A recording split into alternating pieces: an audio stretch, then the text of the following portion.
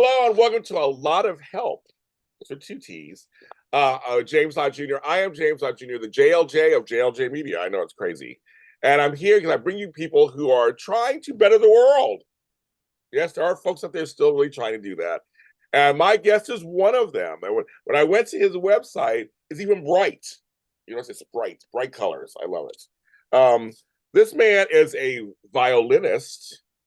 I played violin for a minute. I went to cello, but I didn't. Also a poet, which I love also, an entrepreneur, a philanthropist. Let me read the actual stuff here. He's a founder of, of Sohale, and previously the CEO and founder of Illume, arguably the most loved group celebration platform in the U.S.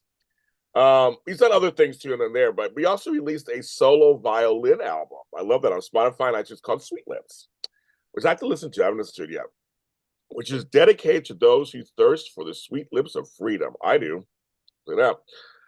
He has published works, written works out there. He graduated with an MBA from Stanford's Graduate School of Business. Yes, Stanford, folks.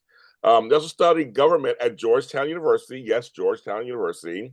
And graduated, magna cum laude. In addition to, he's also a Phi Beta Kappa and honors with distinction. This guy is smart, if he is. He has all. I mean, he has all. We're just gonna talk to him because he has all kind. He has all kind of accolades and stuff. And he's like 12 years old, so I don't understand what's going on here. It is. Help me welcome Sohale Sizar. How you doing, Sohale? I'm well, thank you so much for your kind words. It's great to be here. No, I love it. When I saw your about, and when also they pitched you to me, I don't know if you saw, it was right away. I was like, yes. There's some guests I'm like, maybe I'm not sure. I was like, no, I want to talk to him because this is somebody who kind of like me on some level. We're like underachievers. I'm just kidding. No, we are people who like really go out there and do stuff, and also have a varied life. So my first question to you is, have you always been that way? Even when you were a kid, were you always a go-getter, self-starter, involved in stuff? Were you like that always? I know I was. I look back in my life, go, yeah, I guess I always have been. What about you? Yeah, the truth is, yes. I was 9 years old because when I was growing up, I always wanted to make a difference. So actually, just to be real with you. So the first job that I wanted to do was to be a prophet. I was 4. I went to my Oh, dad wow. and I said to my dad, I said, listen, I want to because that's in my mind, that's the best thing you could do is to try to bring people closer to oneness and love and kindness. That was my definition of prophecy. And he said, well, there's no more prophets anymore, but you know, you could try to be something closer to it, right? And so it was aspirational for me. And and so that was the goal. Was try how do you be the best version of yourself, and emanate light. And when I was 9 years old, I actually had an idea to cure AIDS. It was incredible using genetic therapy. Yeah. And I spent 5 years sending letters to PhD labs to try to, get into the PhD lab to study this idea to treat AIDS. And it was actually a legitimate idea. And finally, I was young, right? So obviously I Oh, got news. I got you were young. So they were like, okay, yeah, I'm yeah. sure. They entertained me, right? Yeah, I'm sure. I'm sure. I'm But sure he did. Yeah, I'm sure he did. I didn't get it until high school. And I entered a PhD lab and started researching. And then I realized, oh God, I don't want to be in a lab life forever. It'll take 10 years to crack this thing. And actually some scientists in Germany came up with something similar. And so, I kind of stepped aside. But so to answer your question, But yes, so hell, where like I know for me, I come from. I'll say my father's a very smart guy, and he was very into education and stuff. I guess my mom's smart, but she was more of a housewife. But like I said, and I do come from strong stock, I guess. And if I look back at my family, there's some folks that did stuff. But I'm waiting for you, how like where did this come from? Like you're so like. I don't know where mine really came from. So I'm like, I mean, you're 9. You said you'll be a prophet. Like, who brought that into your life? Do you think before that? yeah, I think it's my ancestry. I mean, well, one, my parents, they instilled a lot of stories growing up about people who changed the world in a meaningful way. And so storytelling was a big part of my childhood. And then my ancestry, so my mom's side, they're very much they're, in the past is spiritual luminaries or business people or people who try to leverage uh, what they had in their hands to do good. Same on my dad's side. So I think it's hereditary, but like let's be honest, anyone can do it. It's just Right, how you see yourself, right?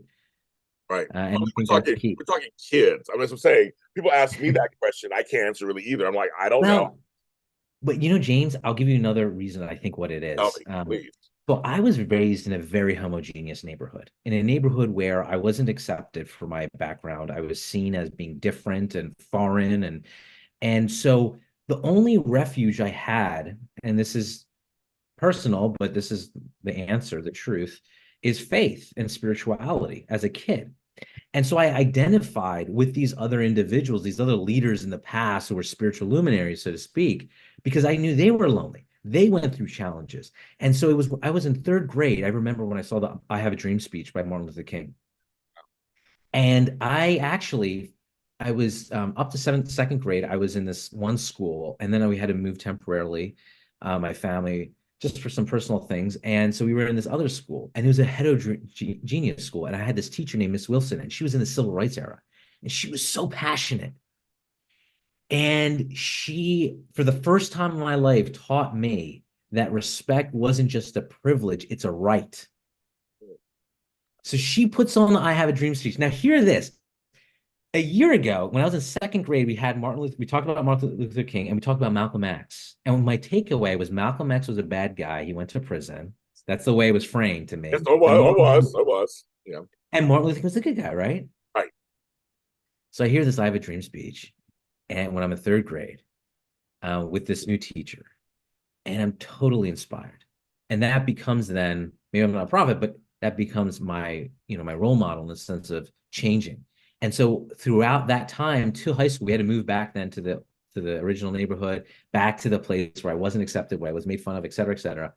And knowing that people like Martin Luther King and Malcolm X, et cetera, went through challenges inspired me to say, I can overcome because what I'm doing is also connected to something good. And I believe in that too.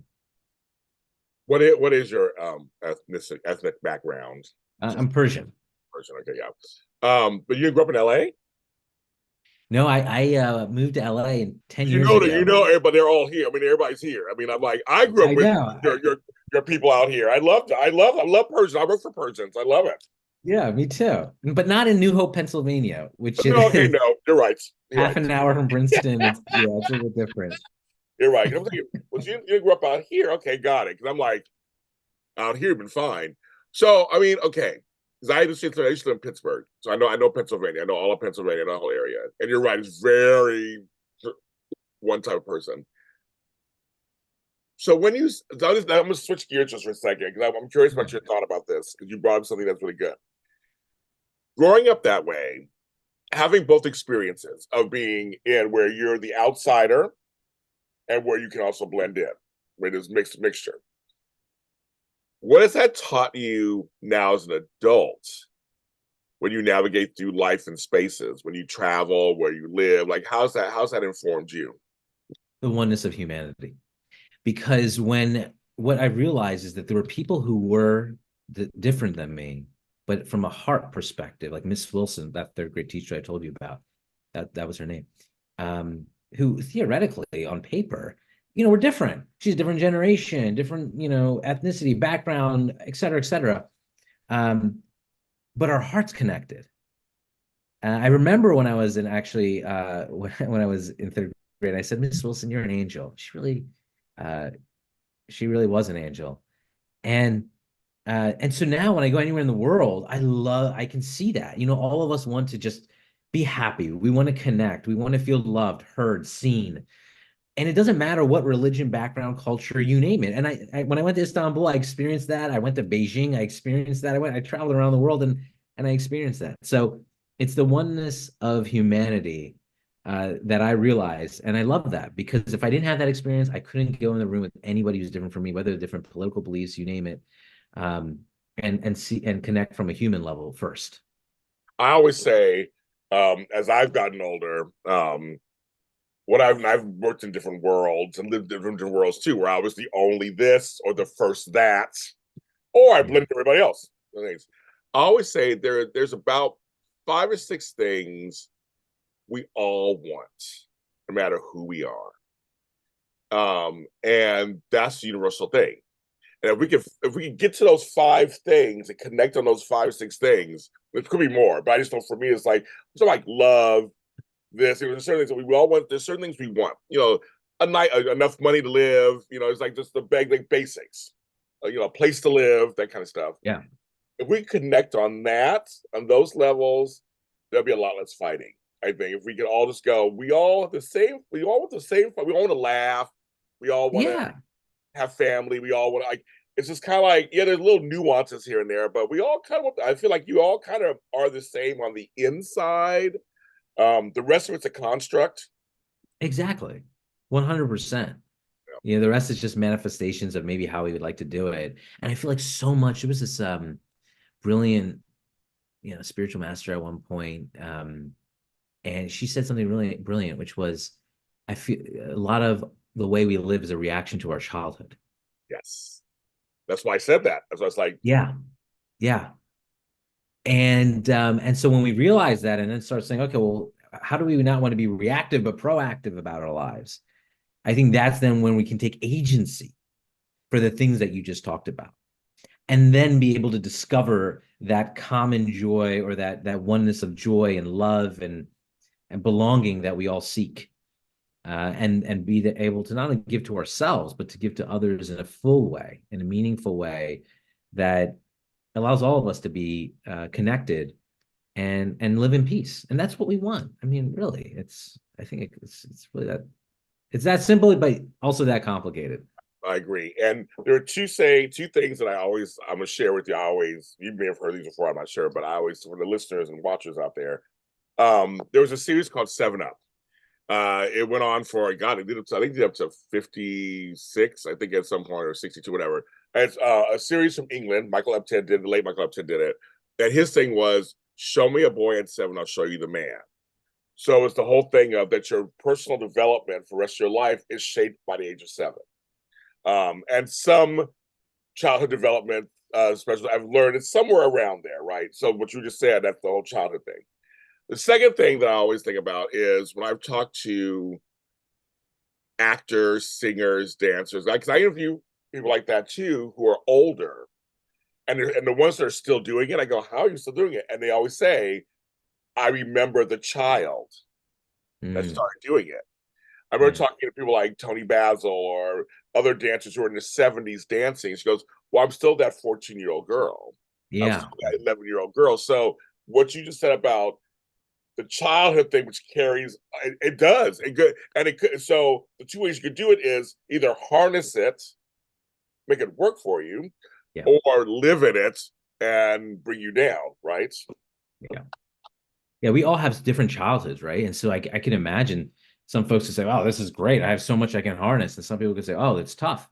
But the only thing, and this sounds so easy to say, but is our ability to take agency over that narrative and reframe the narrative how we want to tell the narrative, not how the world tells us the narrative, right? Like I could say, oh, you know what, I am less, I don't, I don't belong, all these things, or I could say, no, I'm destined to shine a new color to the world, and that's why I went through what I went through, and I'm so grateful for it, because I wouldn't be the same. I wouldn't have been hungry. I think hungry meaning to go and do the things that I want to do, to make the change that I want to do. That's why I'm on this earth. And yeah, it's a massive blessing. It's hard, as you know, to look at yourself. For many people, it's really hard Yeah. to look Yeah. at yourself. You think it'd be easy. Just go in the mirror, look at yourself. Yeah. Like I have my little mirror sitting over here. Hi, it's me. How are you? Oh my God, that's what somebody know. No, but it's not easy to look at yourself. It Yeah. really isn't. So what I mean, especially if you went through a hard life, to look at it, but also look at it in an honest way and go, okay, yeah, this stuff did happen. Some of it was me and my Yeah. choices. Some were not me and my choices. Some were just whatever. So, what are some things do you suggest people start to do when it's something like that, in your opinion? Yeah, I think what was pivotal for me, and self-improvement and growth is always an everyday thing. It's always, I think to the end of the day that I'm alive, I'm going to have to be doing this. And so there was a few pivotal things that really changed me, to be able to understand and take agency of the narrative. So here's the truth. All of us have narratives that inform who we are. And we have to just uncover those narratives because, Zoroastrianism, one of the oldest if not the oldest monotheistic religion in the world, has this beautiful saying, which is like, good thoughts, good words, good deeds. Right. So our thoughts are informing our words, which are informing how we act. So we got to get to the thoughts, understand our thoughts. And so what helped me understand my thoughts? So one of the things is I had a coach who basically analyzed my language, and he noticed that a lot of it was scarcity oriented.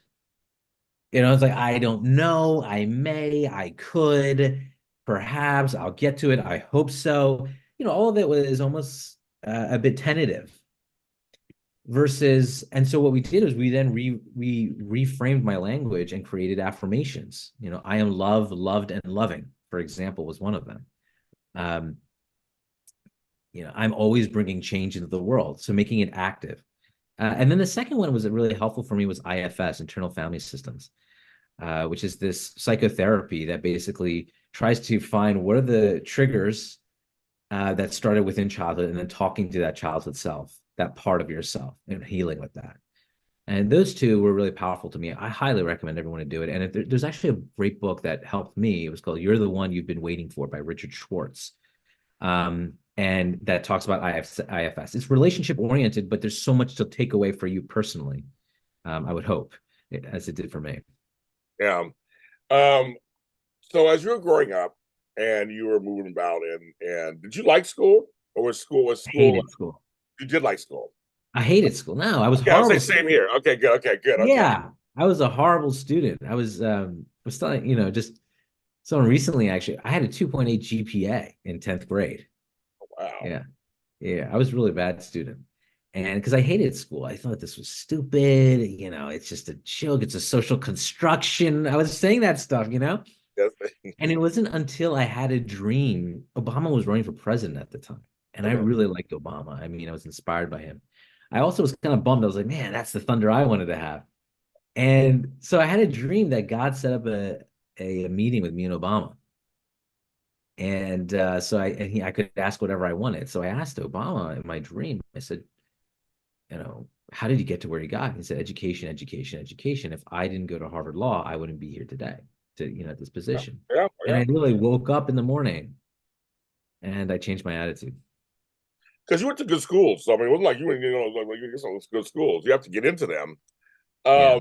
And but now I'm going to skip over just because after you leave, after you get the last or whatever you get, then what was your life like? Were you like, okay, now what? Like, how did you decide to get to from there to here, so to speak? Like, a lot of people are like, get out of college, which is a whole other world. Yeah, It's a bubble. It's a bubble. You're in a bubble. We all went to for college. So sure.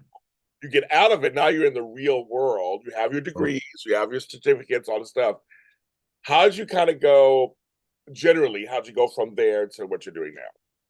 yeah. So I got into Stanford Business School when I was 21. Wow. And they gave me 2 years to do whatever I wanted to do, which is a massive Oh, privilege. yes. Yeah. Yes. Uh, and blessing. So I knew I was going. So I graduate knowing I'm going to go to business school 2 years from now. But that didn't spare any pain. So because I said, okay, if I have this chance to I'm going to take more risk. So I started a number of I started consulting, but then I also started another venture at that time to address anti-bullying in schools.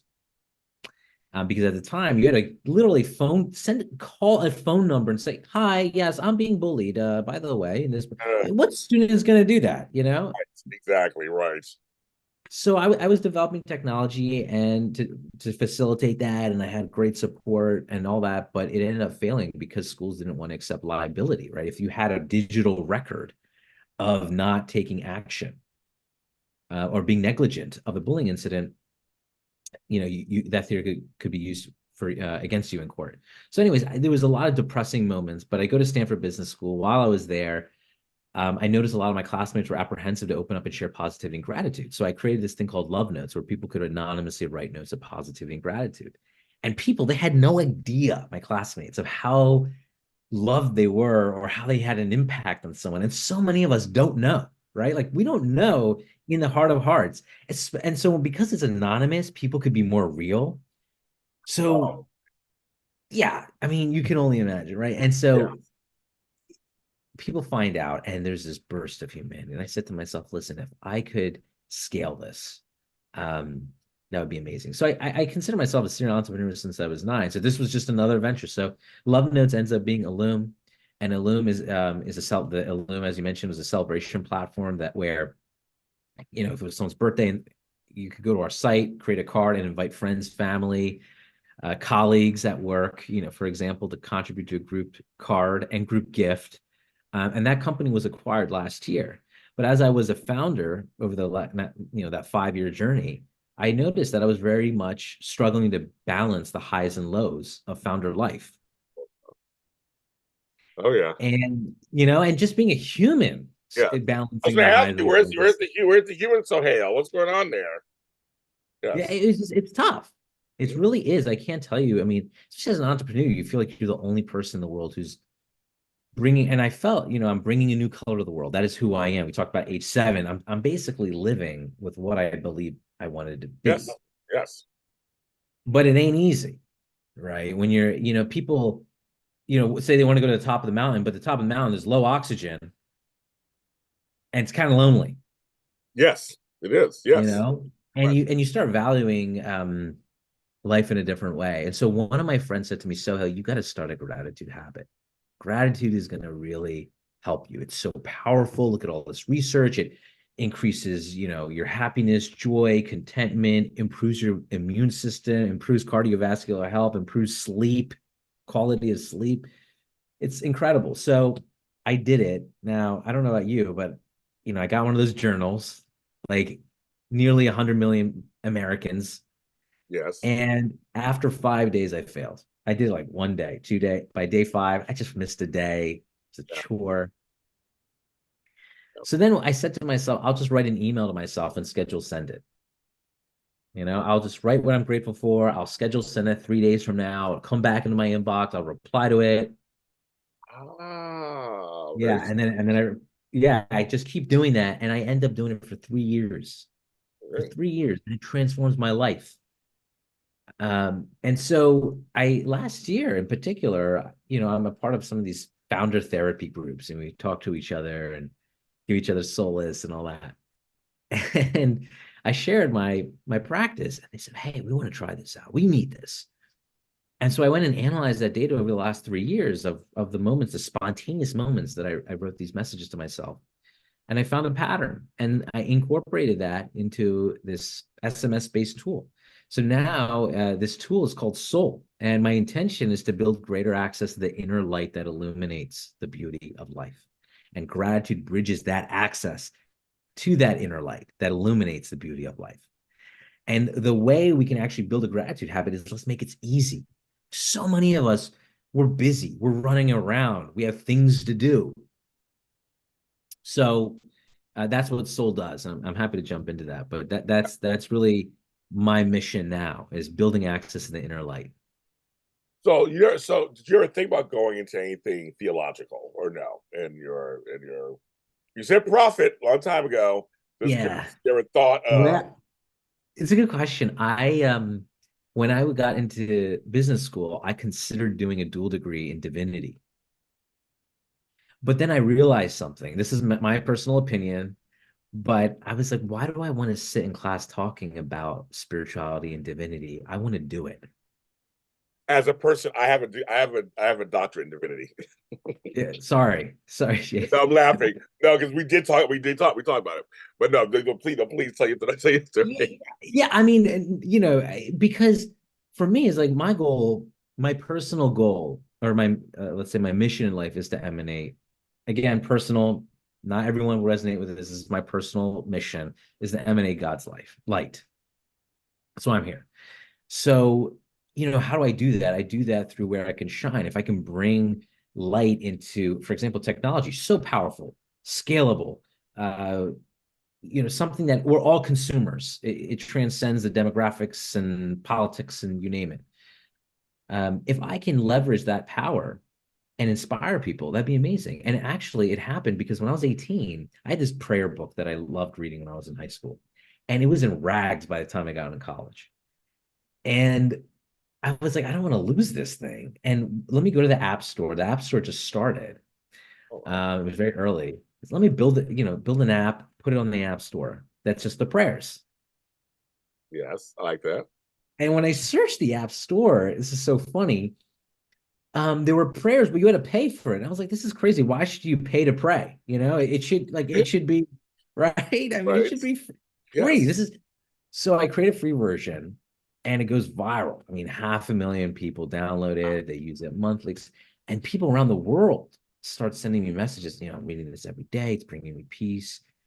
So I was 18 at the time, and you can imagine what an impression it had on me, where I'm seeing, wow, look at the power of technology, but also in a way where I could do it to move someone's heart. So for me, spirituality is action oriented, and I do that through meditation. I do that through whether there's charitable efforts that I've done in the past, and I do it through the work that I do, because ultimately that's really what's worth living for. I think you'd be a good asset to any divinity program. I was going to say that. Thank you. I Uh, appreciate that. yes, I'm just saying. I mean, you'd probably be really good at it. It helped me out a lot. Anyway, here's the thing. Here's the deal. So you have that going on, but on the other side of stuff, you also have a creative side, which I thought was really wonderful. Also, it's like so, um, you're out there creating other because the messages can come out any way you want. It can come out through song, through poetry, or so you do poetry, and you Yeah. also play the violin. So I want to start with the poetry part because I'm also a spoken word artist and poetry, and I put out stuff. Where did the poems come from for you? Where the inspiration start coming for you? Yeah. So it really started. So Persian culture has a lot of poetry. Rumi, one of the best selling, if not the best selling poet in America, as you know. Hafiz is another one. And so I was inspired through them and growing up and hearing, my mom would read this book of Hafiz in Persian. And the way the words were constructed, it was like another dimension. It's just like unbelievable the feelings that can be brought to life just through these words. And so that inspired me, and also it inspired my spiritual connection because as a young age, I spirituality was very important to me, and so I started expressing all the poems that you see, for example, on my site. I published some of them also in newspapers, but they're a little bit less divine oriented, but maybe a little bit more patriotic, interestingly. But they're all oriented towards the divine. Yeah, I saw that. Yeah. Yeah, and so it's just me expressing my realizations and the love that I have there. Well, I love it. No, it's another for me. It's another way of expressing myself. I mean, I write books, I write poetry, I write music. So it's like it's all different ways of coming out. Yeah, And yeah, poetry, you're right. There's something about it that when you hear a good poem or a good, it really does. It can really. I mean, because poems can be 2 seconds long to a minute and a half, and it yeah, depends on what it is. It can really transform your life in just that 2 minutes or a yeah, minute and a half. It really can yeah, more than some other forms. Like you can sit there and when someone reads it, and you're just like, oh, or you read it yourself, and you're like, that resonates with me. I know what that means. yeah. I love And it. violin is like I feel. So I started with piano, but violin, and then I transformed to violin from piano because I've been playing now for more than 20 years.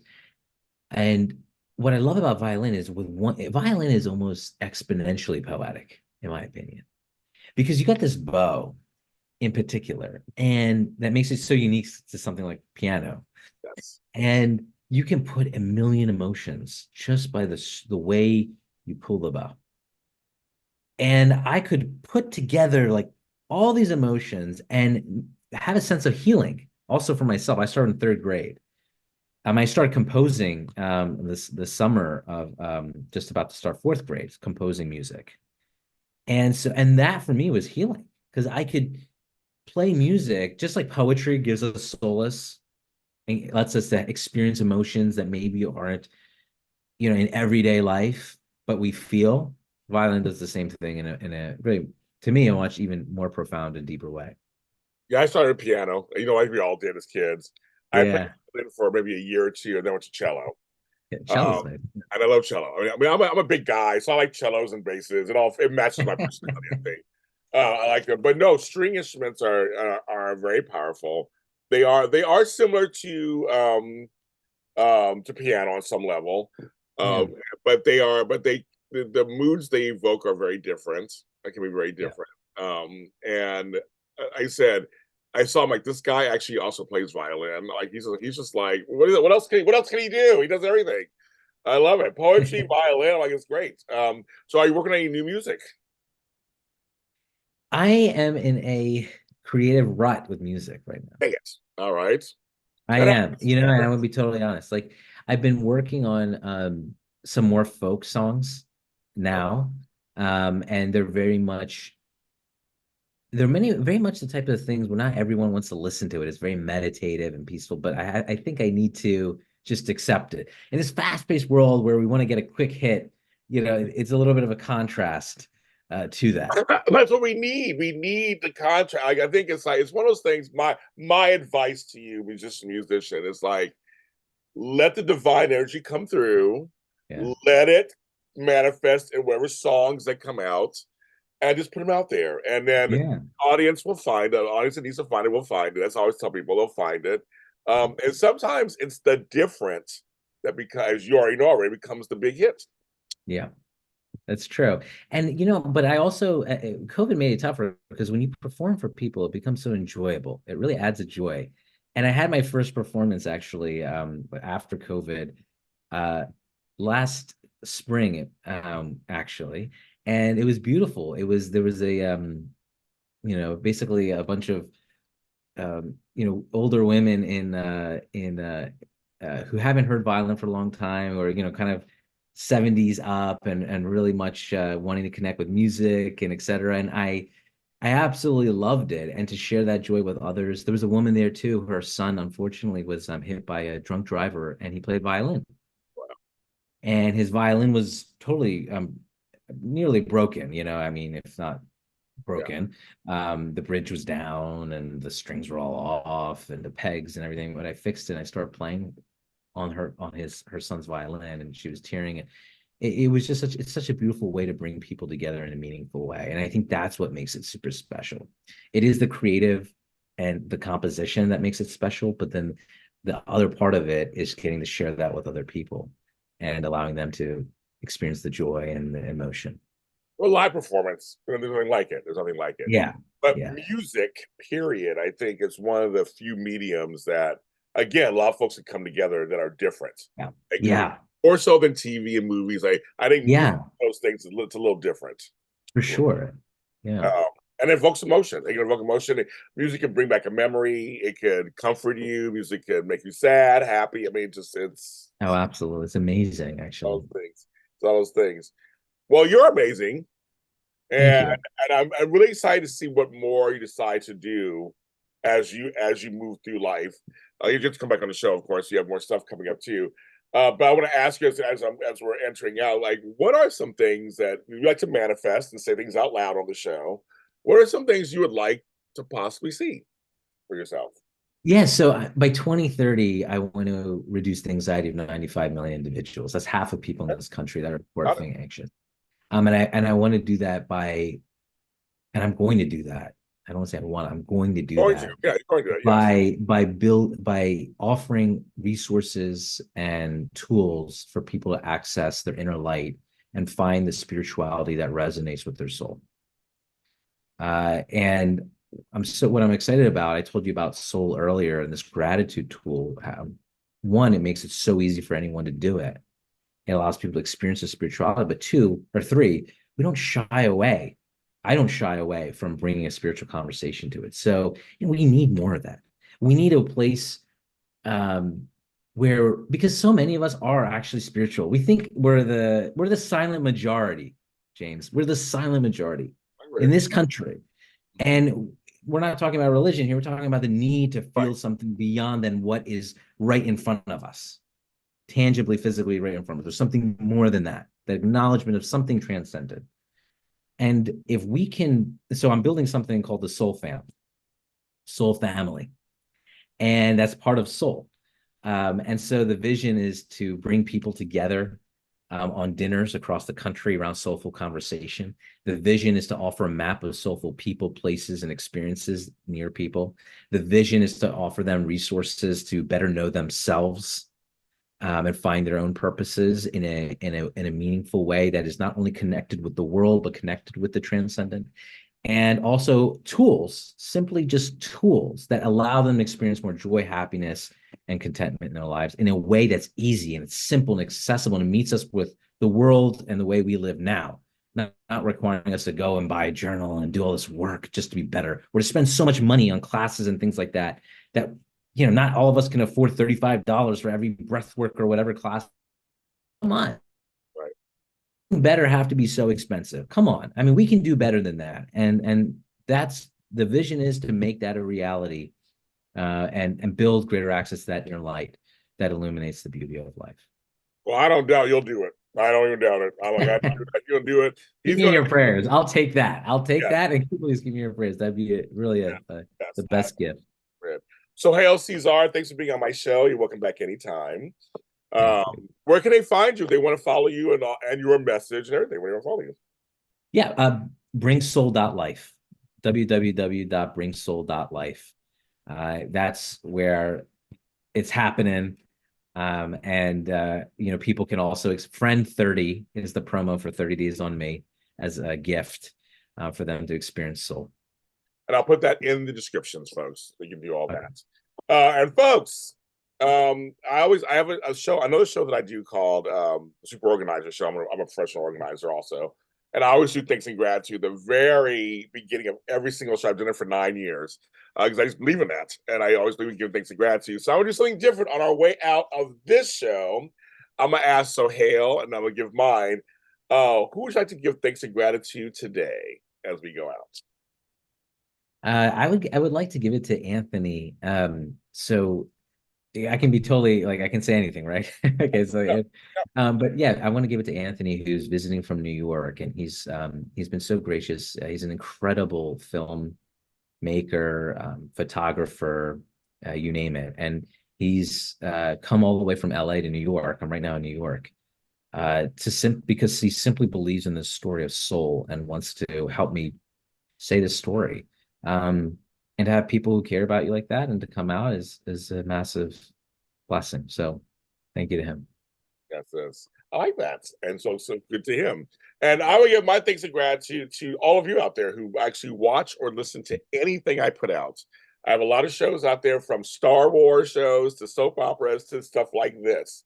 And you Yeah. all tune out. You tune in and tune all the time. And whether it's audio or video, every single ear and every single eye that is on this, I am grateful. A lot of help.com is my website. A lot of help is on Facebook, James Lott Jr. I'm everywhere. You want to be TikTok, even in there too, doing stuff. It's all positivity on this channel, and we'll see you next time.